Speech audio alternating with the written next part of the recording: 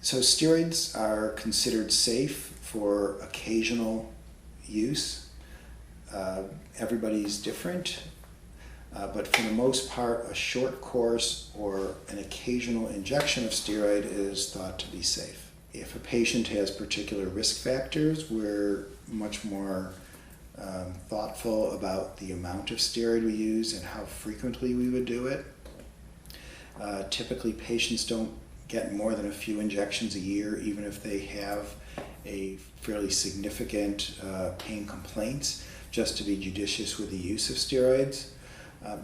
But in the general population of healthy individuals, occasional steroid injections are not thought to be harmful.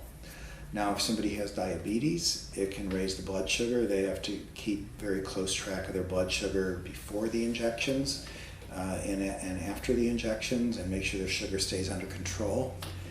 If a person in particular tends to have very high blood glucose spikes after steroid injections, I'd be less likely to use them again unless they really needed it.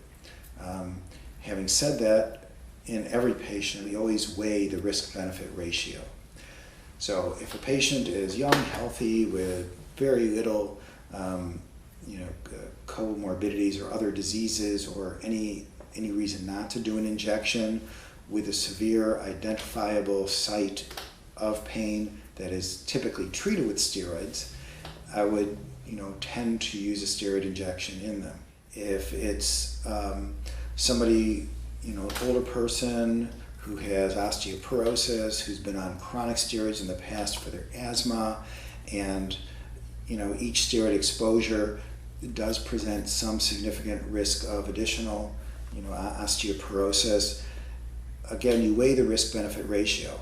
If this patient can't get out of bed because of sciatica pain, we're better off doing a steroid injection in that patient, for example, because bed rest is not good for osteoporosis, it's not good for your heart, it's not good for your mobility. If you can get a patient up and moving, then the benefit probably outweighs the risk. If patient has a minor degree of pain complaints and they have diabetes and they already have osteoporosis, and let's say they're on a blood thinner and would have to discontinue it, each of those starts to present more and more risk for the injection, and it's important for the physician to weigh in their mind, is it worth the potential benefit? If a patient has pain everywhere and you're only injecting one joint or thinking about injecting one joint that's equal in severity to 10 other complaints the patient has, there's probably no point in doing that injection, because you're not going to relieve a significant amount of that patient's pain. So the benefit is limited and the patient has significant risks. So in that case, the risk would outweigh the benefit.